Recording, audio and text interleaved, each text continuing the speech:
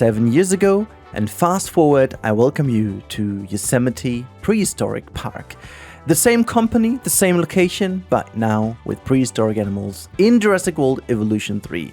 We are doing a park covering the 3 main areas of the Mesozoic, and we are going to start today with the entrance and the full story behind. If you're in and you want to see some cool stuff also at the end in the real-time part, stick with me. I'm going to talk you through. It's going to be a good one. Let's go.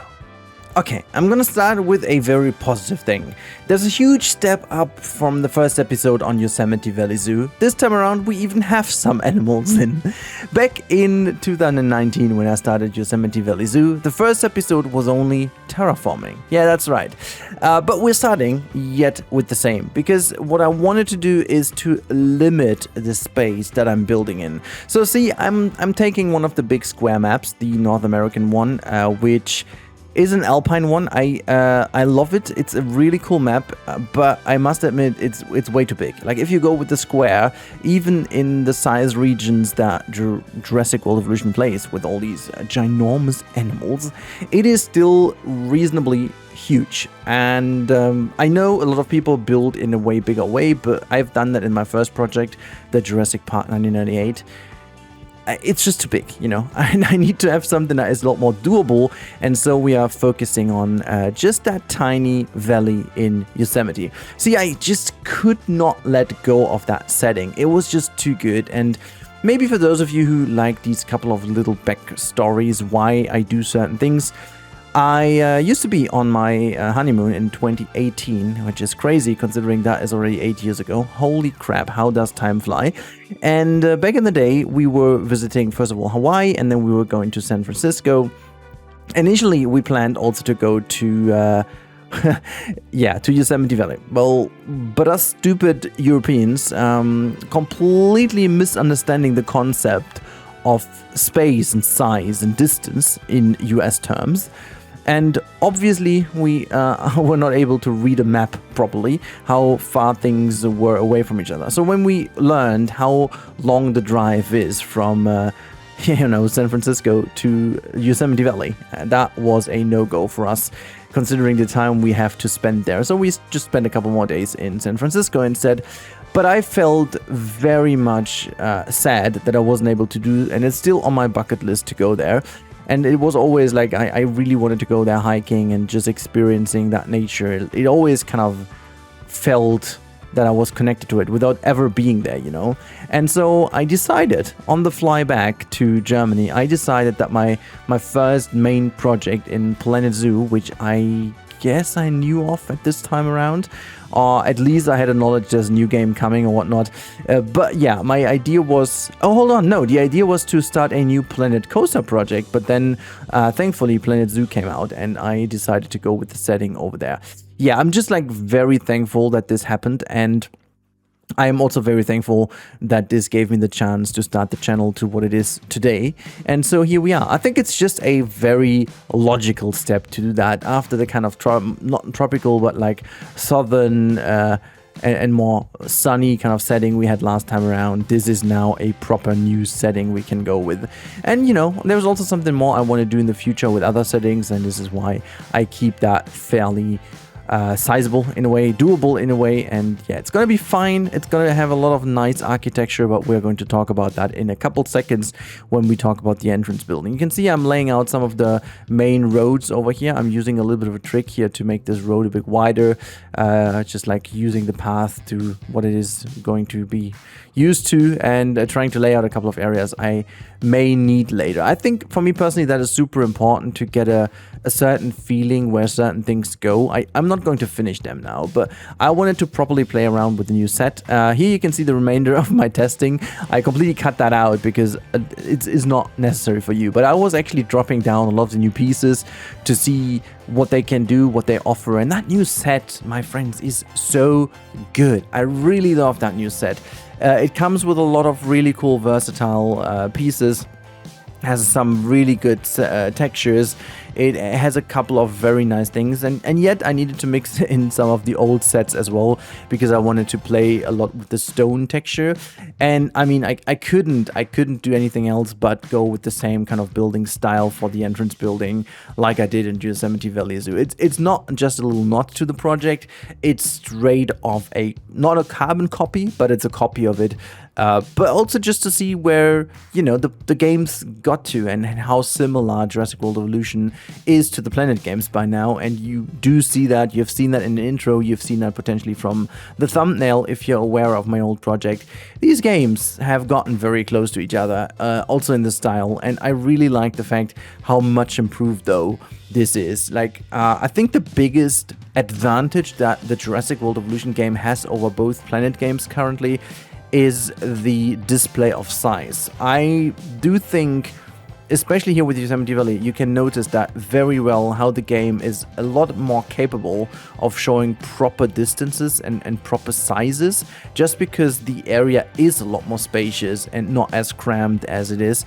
I think it also has to do with the overall skyboxes and maps in general that just offer a lot more space. But for me personally, that is one of the biggest advantages I had over here. But I wanted to go with the same kind of style and same kind of size for the entrance building, to really go with the same vibe. But don't worry, I'm not going to copy anything else. This is just meant for the moment being here as like a little nostalgic moment, giving me a setting to test some of the new pieces. I didn't particularly try to only use new pieces or anything, so if you do see pieces from other sets and so on, that is very well be the case, because I just wanted to showcase what the game as a whole is capable of. Despite the fact I didn't like the setting of Rebirth, I talked about that way more than enough. I don't need to. So I like the pieces from that set quite a lot. But this set, the new one, Crocodilia Coast, comes with a really cool set. It goes that far that a fellow creator friends of mine who play a lot of Planet Coaster and Planet Zoo were like, oh man, why do they get these? Like, why do they get such a cool theme for like that dinosaur game? You know, why do they? And I feel like the same, you know, why do we get these kind of great themes that I would love to have in the other games too? Where there is a point, I really would love to hear your opinion on that, especially if you're more like a Jurassic. I really do hope that a lot of Jurassic game friends clicked on that video and, you know, return a little bit to my channel for the upcoming Jurassic World Evolution 3 content. That would be really cool. But I want to, especially from you, I want to hear what you think of the idea if the 3 games, and by that I mean Jurassic World Evolution 3, Planet Coaster 2 and the upcoming Planet Zoo 2, would actually exchange themes. Like, in my mind, Frontier has a brilliant chance here to do something very neat. They could just re-release the Crocodilia Coast theme set as a DLC for both other games for like a way lower price, you know? Just get a team, convert these things over, and I'm assuming since this is all Cobra engine, I guess the model and texturing and stuff like that should be the same. I'm aware that it's not like a carbon copy over there and just like you need to kind of change a couple of things, lighting wise, blah blah. I guess there's a lot to do, but still, I would even pay. I mean, I do get these DLC for free and stuff, you know, to just make that obvious, but I would even pay a little bit less, obviously, than the normal pack. But like, if you were to say, hey, here you got the Crocodilia Coast theme set for $2.99 or $3.99 for Planet Coaster 2, hey, I'm gonna get this. It's a brilliant set. It has some really cool pieces. And equally so, if you would sell me a Planet Coaster like the recent Parades one we had, if I want to have the small town set from there in Jurassic World Evolution to build some cool stuff like that, like a proper main street, if I wanted to go for a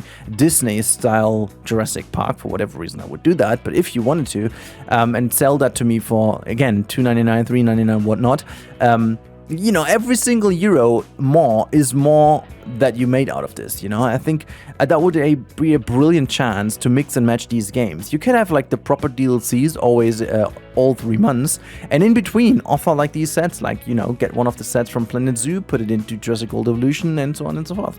Really would love to see that. But yeah, This building is, in general, if you haven't watched my Yosemite series, which is totally fine, quite a while ago. So this building is based off of a hotel, a lodge hotel in Yosemite Valley. It's, I guess, one of the most famous Yosemite hotels you have right in the national park. It's really, really cool. It just kind of features that, like, a very nice contrast between these stone walls, sort of natural stone, and a lot of wooden features, and it has that kind of cool green accent vibes going on it. A big fan of this. It's a very interesting mix of like typical Northern American timber kind of style buildings, but also very rural and stony, almost like ancient. Ancient is maybe a bit too much, but it's like very stony, very classy buildings for those eras. I really, really like that. It just kind of is the inspiration I wanted to go with, and it's so good. I really like that, and I think it translates super well here into Jurassic. Even though I must admit, it leans a lot into the mountain set, like they have done at the beginning of the game. It just really, it feels like with the mountain set at the beginning of the release phase of Jurassic World Evolution 3.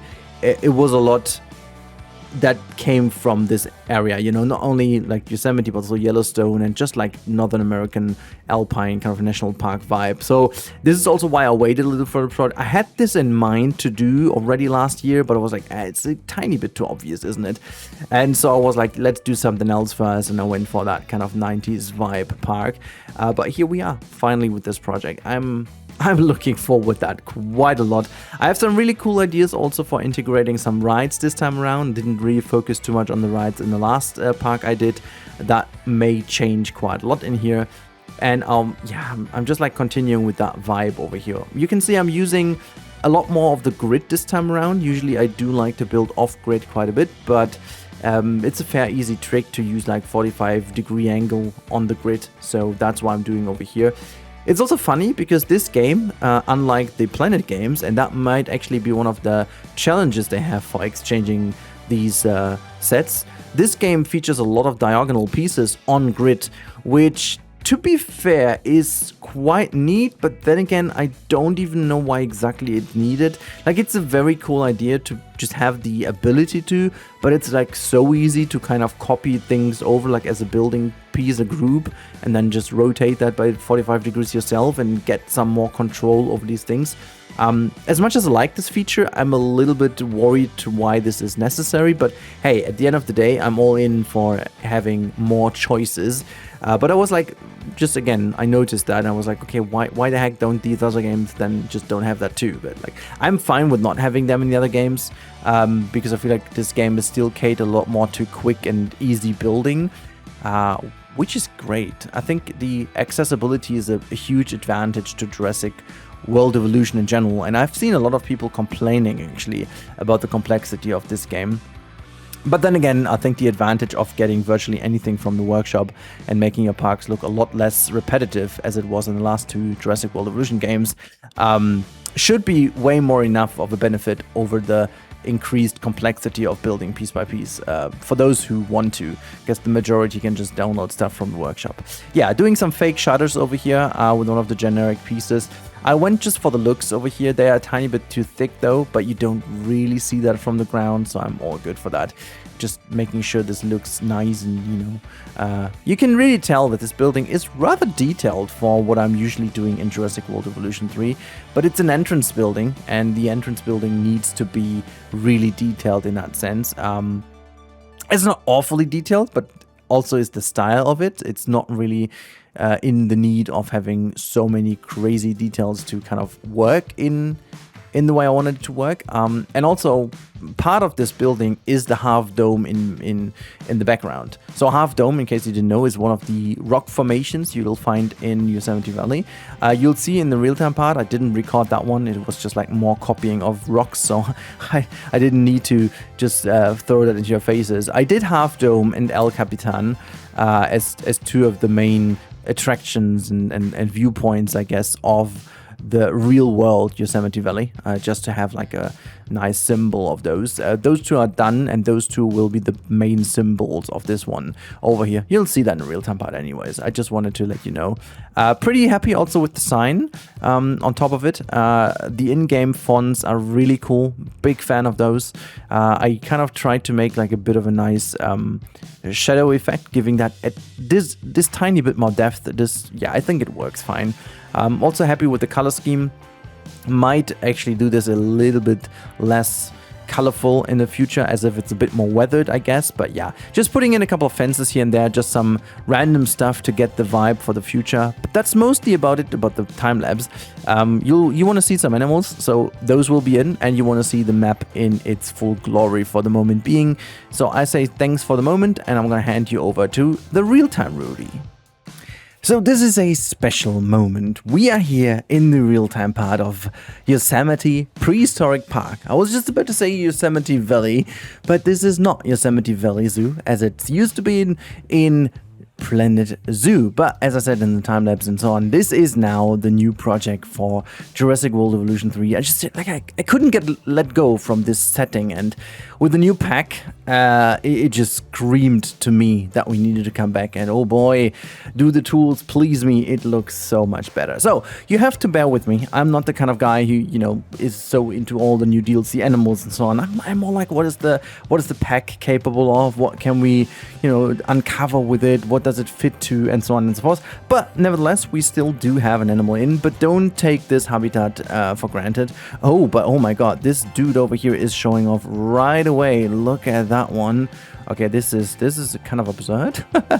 This is like a peak show off right now over here. This is ridiculous. I didn't mean to do that this way, but yeah, excuse me. That looks really damn cool. But yeah, so this is going to be the habitat for them. But again, as I said, oh, look at that. That one is chewing on a ginormous fish.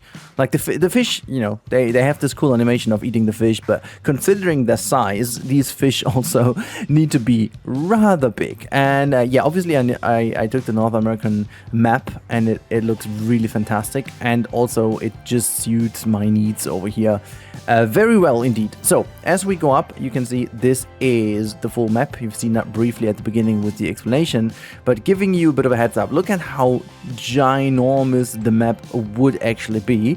So I have tried to find a bit of a more doable space, and as I said, we're going to cover several areas. We're going to start with the entrance area over here, which is going to have a couple of little animals from the, well, actually not Triassic. It's going to be more like a Permian area. We have 2 or 3 animals in the game that would suit the Permian area before we then move over to the Triassic area.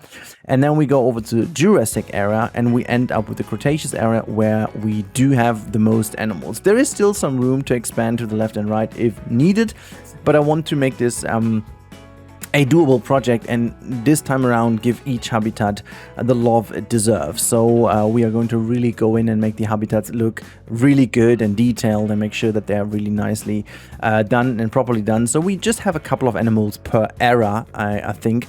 Obviously Triassic is a bit harder. Jurassic and Cretaceous is much easier. I could have divided those things even into like early, mid, and late of each of these eras, but I felt like it's good the way it is to do it this way. To also, like, leave me a little bit of creative liberty. We're going to do a bit of the backlog area here. There's going to be a bit of a backstage area, and we're going to do some parking lots, blah blah, yada yada. This is something I'm going to do for the future episode. It's going to look good, but nothing too exciting for the episode today. So hopefully you guys are in. Hopefully you guys are excited for this project. This is the architecture setting the way for now, but if you want to have some inspiration where this could go, I highly recommend watching Yosemite Valley Zoo. The linky will be to the top right now, or in the description or whatnot.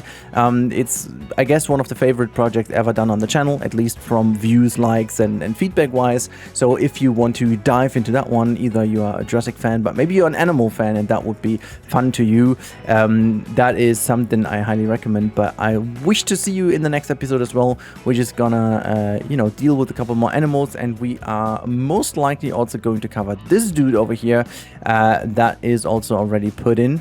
Hello, my friend. You are already roaming around, but your habitat will change massively. I just did a couple of little tests, what they need, what they are happy with, and what size that we needed to go for. And the habitat will actually be made a little smaller than what it is right now to fit more of the Jurassic animals in here.